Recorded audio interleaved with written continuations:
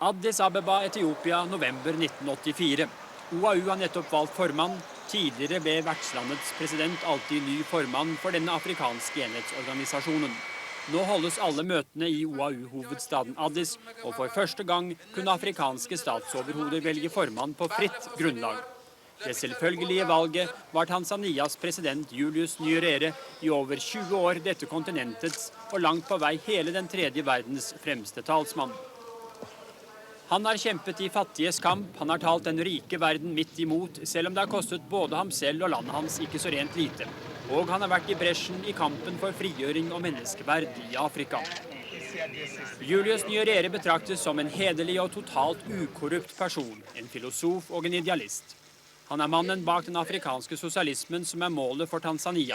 Han er en mann som har ledet landet der ingen skulle utbytte andre, der alle skulle dele likt, og alle skulle ha like muligheter, slik som det sies i den berømte Arusha-erklæringen fra 1967. Nyereres mål var at Tanzania skulle greie seg selv på egne bein, uten hjelp utenfra, raskest mulig. Forventningene var store både i Tanzania og utenfor, og mange land, særlig de nordiske, ilte til med bistand. I dag er Tanzania inne i sin hardeste og lengste økonomiske krise. Ytre faktorer som oljepriser, konjunkturer, krig mot Idi Amin for å nevne noen, har rammet landet meget hardt. De siste årene har tanzanianere og bistandsfolk innsett at det også er begått feilgrep i Tanzania selv, feil som har virket negativt på økonomien. Julius Nyerere er blant de første som innrømmer at Tanzania i dag ikke klarer seg bedre enn i 1967. We are not more self-reliant now than we were 18 years ago. But, and nobody expected that would be. To stop being dependent upon aid and to be totally self-reliant, we would have to be a reasonably well-developed country. We're not. And nobody expected that in these 18 years, from an illiterate society, is what we were in 1967.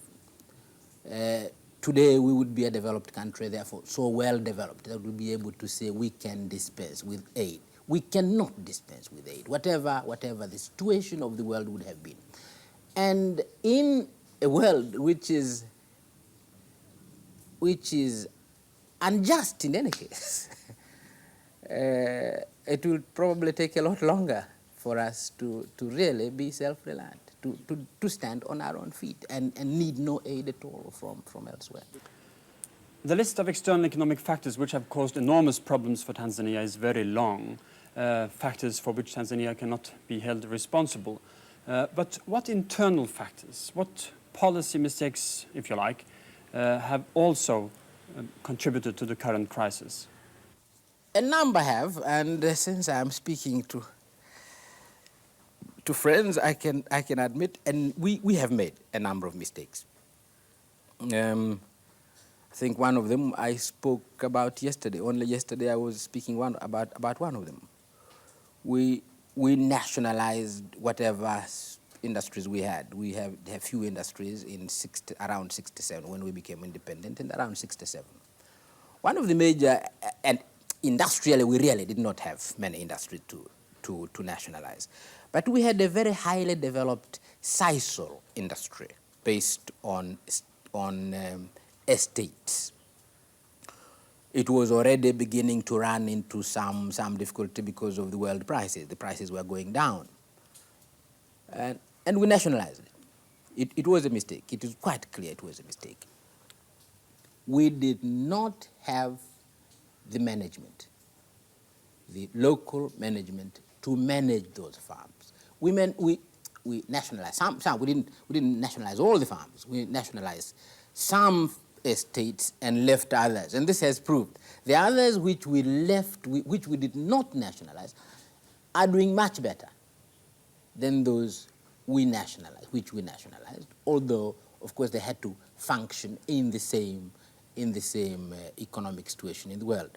And the basic problem was that we simply did not have sufficient management. The management was not well developed.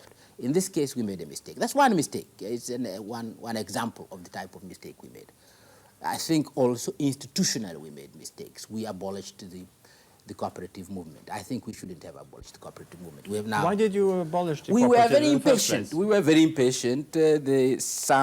There was some corruption in the cooperative movement, some inefficiency, and we thought because we did not have enough people, the same problem of managers, if we centralized, we would use the few people much better than if we simply decentralized and allowed a multiplicity of cooperative unions. It was a mistake.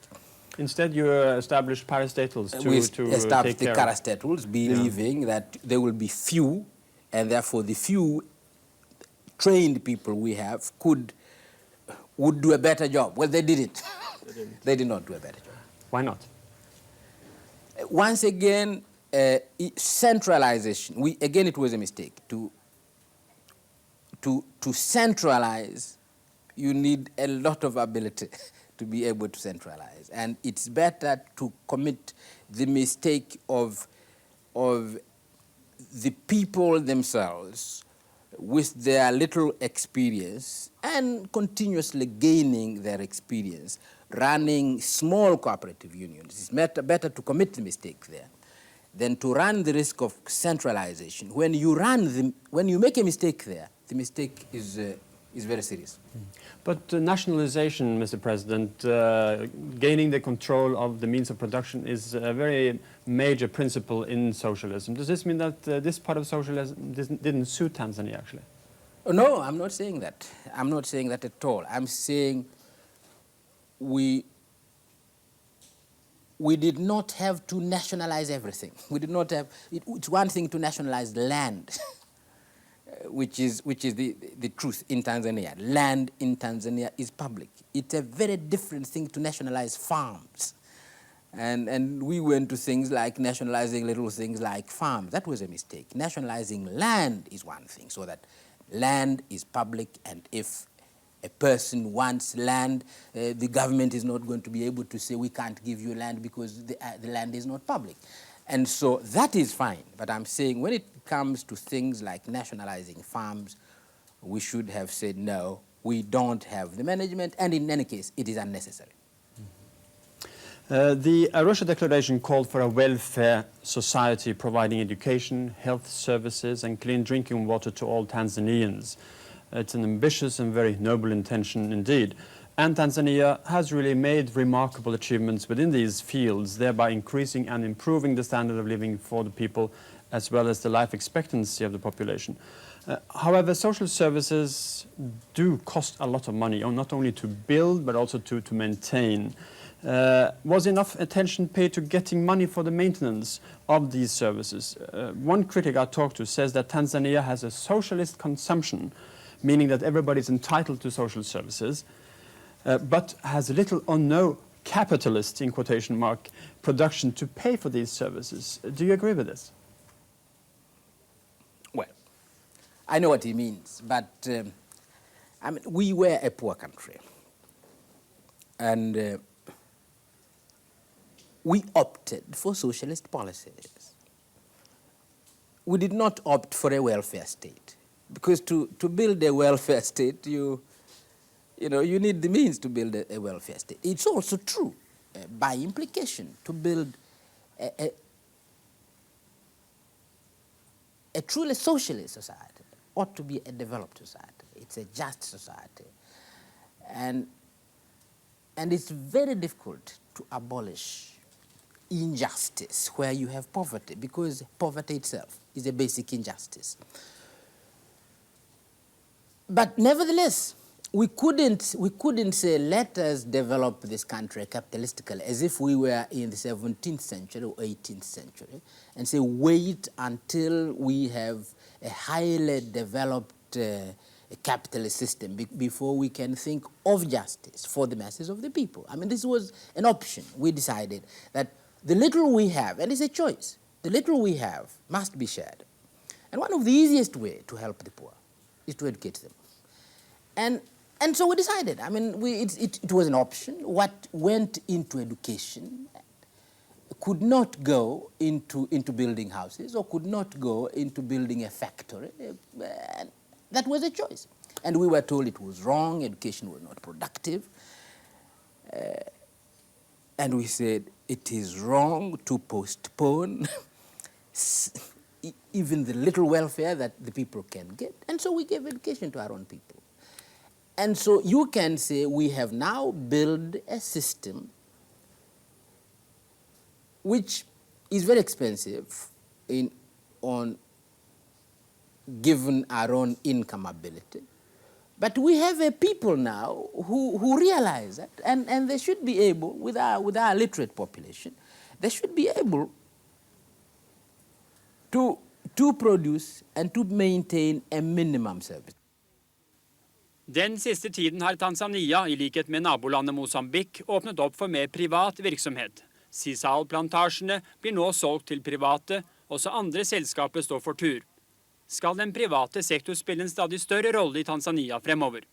We are allowing the private sector to continue in those fields which are allowed. Naturally, they can expand. What they cannot do, what we must not allow them to do, is to dominate the economy. The economy must continue to be dominated by the public sector, and the state must organize a good machinery for controlling the private sector. We cannot allow the private sector to dominate. But are you satisfied with the performance of the public sector? They could have done better. So could the private sector. I mean, each part could have done much better than they're doing now, and we must continue to make sure that the public sector and the private sector, but in particular the public sector, because we want it to be a dominant sector, should be run as efficiently as possible. And this is a continuous problem. Coming back to the Arusha Declaration once again, it gave priority to agriculture, admitting that too much emphasis had been put on industry until 1967. However, in the years that followed, particularly in the 70s, it seemed like raising of industry, even heavy industry, and industry which, in the words of the Prime Minister, was heavily import dependent, got priority at the expense of the agricultural sector. Today, I believe this is recognized as a mistake. But how did it happen? Were you under pressure from donor countries, or under pressure from Western or Eastern industrialists, or was this your own initiative? First, let me say it was our own initiative, and then go back to the origin of the question. The Arusha Declaration gave emphasis to agriculture, not because before that there was a lot of emphasis or investment in industry. It's not true. What kind of industry did we have before 1967? What we are trying to correct in the Arusha Declaration was the attention of the leadership. They were thinking development is industry. We did not have very much industry, but to them, if you were going to develop this country, then of course you've got to put your investment in industry. And we were saying, this is wrong. The basis of our development is agriculture, and we've got to give sufficient attention to agriculture. We didn't, but that is the correction we wanted to make. Not that we had been investing a lot of money in industry, and then we after the Arusha Declaration, we tried to switch. We were paying a lot of attention, theoretical attention to industry. What happened after the Arusha Declaration? We had to invest in industry deliberately and correctly. Som eksempler på industri nevner Nyerere tekstilfabrikker og skofabrikker, begge typer basert på egne råvarer som bomull og lær. Likevel er det ikke så få i Tanzania, og blant dem er statsminister Salim, som mener feilen med den store satsingen på industri var at så mange fabrikker var avhengige av råvarer, maskiner og reservedeler utenfra, og dermed ble en byrde på landets slunkne valutakasse. Et eksempel er glassplatefabrikken, som snart er ferdig etter mange års forsinkelse her utenfor Dar es Salaam. Dette er en høyteknologifabrikk som krever store valutabeløp i råvarer og utstyr. Nå viser det seg at det ikke bare én slik fabrikk som bygges, men to. Og hensikten var å slippe å importere glassplater. Men ledelsen for denne fabrikken sier at importert glass blir mye billigere. Well, then something went wrong. In that case, something went wrong. The arithmetic went wrong. And very often, the arithmetic of these factories do go wrong. Yes. What is the background for that? What is the reason for that? The reason, I say, the logic would be correct. And if you go wrong, it may, the reason may be we don't have sufficient people to ask the right questions before you take and say, go ahead with this project. I mean, really, this is one of the problems. One of the problems of these countries. Is this a management crisis? It is a management problem. It's not management crisis. It's a continuing management and continuing problem of underdevelopment. Coming back to the question of pressure, Mr. President, has there been pressure from donor countries or industries in the West, for instance, to put up certain factories, to carry out certain projects?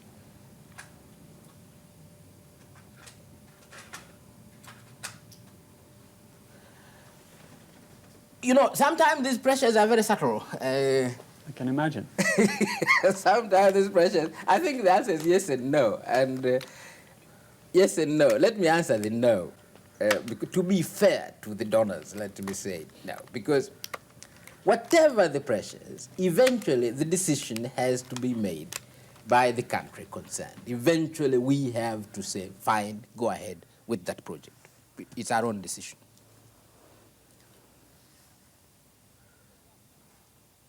But of course, there are some pressures, in the sense that in the past, I think it continues even now, it is easier for a donor country to help the receiving country through a project. This is called project aid, a project. You say, we will come and we shall help you to build a textile factory. Fine. And we say, you know, this is a good idea. We want a textile factory. The problem usually comes, machinery. What type of machinery are you going to use? The Chinese one, we used very simple Chinese machinery. And it's very efficient, it's good. The Mwanza one, we used, I think, French machinery, more advanced. The Musoma one is also, Matex is more advanced French machinery. But no, we accept this. Having done that, it's the question is the choice of technology. Now, we're not very good at the choice of technology. How can we be? Because we're a very backward people. And therefore, to the extent where you can say, yes, the problem, you know, there is pressure. It is in the choice of technology, not in the choice of the industry. Because the industry we want a textile factory. We make a decision, we want a textile factory. It is in the choice of technology where we are very weak. We're very weak. And you find the donor country has a clout. and it's a clout of simply knowing. And sometimes not simply knowing, but they have the money too. So there is a pressure, a subtle pressure, as you say. There is. Mm-hmm. And I'm saying sometimes you cannot avoid it. No. Some of your factories try to export, but are facing perhaps surprising competition. I'm thinking of Tanelec in Arusha, for instance. They placed a tender for transformers in Kenya, but lost to a Finnish company whose offer had been so heavily subsidized by the Finnish development aid agency, Finida, the equivalent of SIDA and NORAD and Danida. So it seems that such competition happens more and more. What is your opinion about this? Well, first of all, this is a major problem, and it's not the small problem of our little factory and Finnish Finida. It is not like that. I mean, that is a definition of a major problem of the third world, being able to compete. How do you compete? And even if you are simply competing in a truly free market, it is still very difficult to compete in the free market. The other countries are highly developed. We are not highly developed. But it would be much better if it was truly a free market in which we try to compete. It's not. There is the protectionism. We're not the only ones who are complaining about protectionism. The weaker countries, the stronger countries, the relatively weak, even the Americans are complaining about Japanese protectionism, and the Europeans are complaining. So there is that problem. It's, if the Americans can complain, if the Europeans can complain, you can see the problem to the third world. It's a major problem. And so that is simply, you know, an indication of that major problem. But in this particular case, what should the Tanzanians do? I think they should go into partnership with the Finnish company, with the Finnish firm, and produce these radiators together and try to market them together on the world instead of trying to compete. Sentralt i Nyereres afrikanske sosialisme har vært Ujamaa, familie, fellesskap. Bøndene bodde spredt, og for å skaffe alle skole, vann og helsetilbud ble folk flyttet sammen i Ujamaa-landsbyer. Tanzanianerne selv hevder at en god del ble flyttet dit mot sin vilje. I landsbyen var det fellesjordbruk, men også private jordlapper. Det har i høy grad vært delte meninger både blant tanzanianere selv og andre om hvor vellykket Ujamaa-programmet har vært. First of all, let me say this. There are some foolish people in the world who think we collectivized agriculture in Tanzania. We never did. There are a bunch of fools who keep saying, you know, you collectivized agriculture and that is why. We never did. And the Arusha Declaration states very clearly that if you are going to build socialism, it has to be voluntary. And we define a Ujamaa village, we say it's a village where people live together, work together for the common good. They cannot live together, work together for the common good if you are going to force them. They won't work together. So that is the first thing. We have not tried to force collectivization. Never. There was never a movement of forcing people to put their farms together and work together. So you have to persuade. And since you are persuading people, we envisaged from the very beginning that it was going to take a long time. And it's a process. And it's a process. We can take you now to villages in Tanzania where there is complete collectivization. Complete. Voluntary and complete. And we can take you to areas, villages, most of them in Tanzania, where there is very little collectivization. Most of the peasants are still working on their own farms. Fine, we have no problem. What we want is to help the peasant on his plot to produce the maximum, and we realize beyond that they will have to cooperate. They'll have to cooperate together. The Nordic countries are among the major donors to Tanzania. In fact, Tanzania has received much more than any other country in the world from the Nordic countries.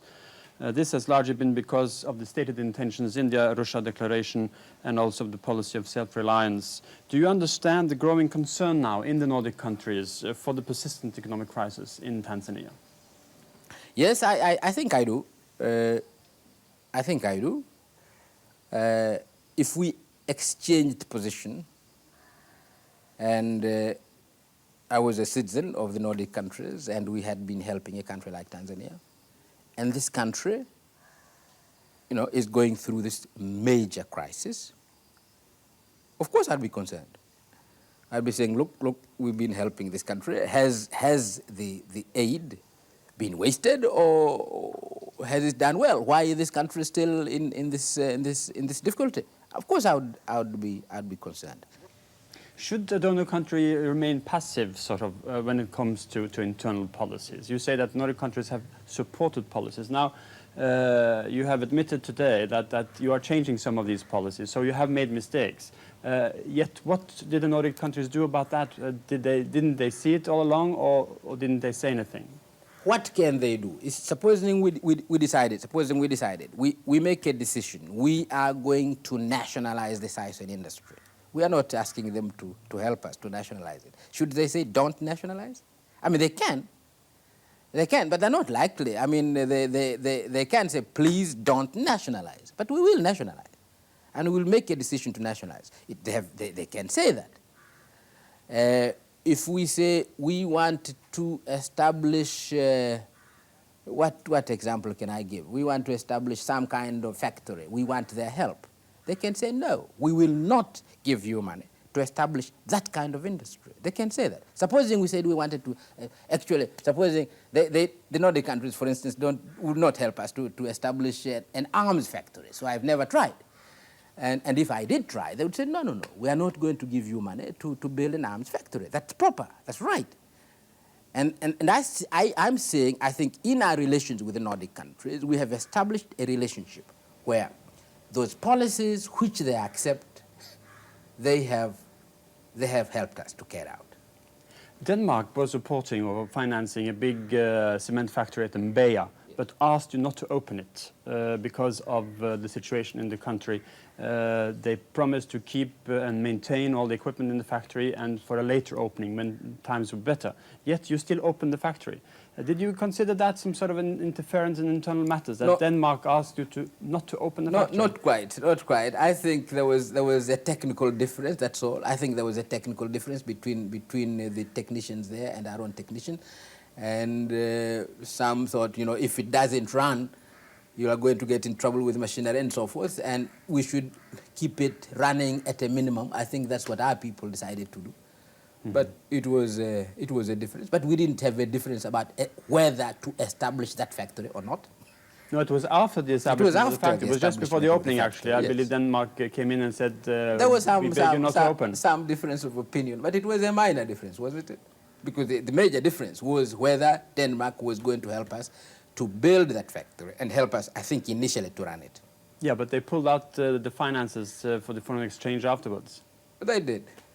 They did. Well, it was a judgment they made. Do you really think people who aid Tanzania sometimes should not make their own judgment as to whether their aid after building that factory could be used better somewhere rather than backing that factory? Because they had their own view about the immediate problems of that factory. And they made a judgment, which I respect. Mr. President, you are retiring from the presidency in October while you are retaining your post as the chairman of the CCM party. Does this mean that you are stepping aside merely and not stepping down? I think I'll have to step aside before I can step down. It was possible to step down completely, but you realize that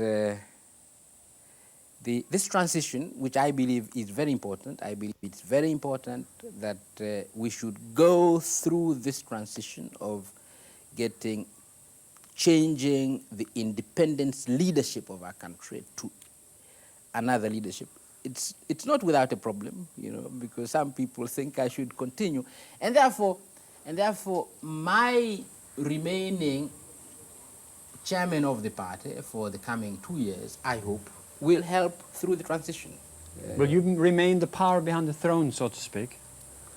The president, the party is important. Therefore, nobody should pretend that somehow because I stop being president of the republic, the CCM, the power that is wielded by CCM, somehow will stop.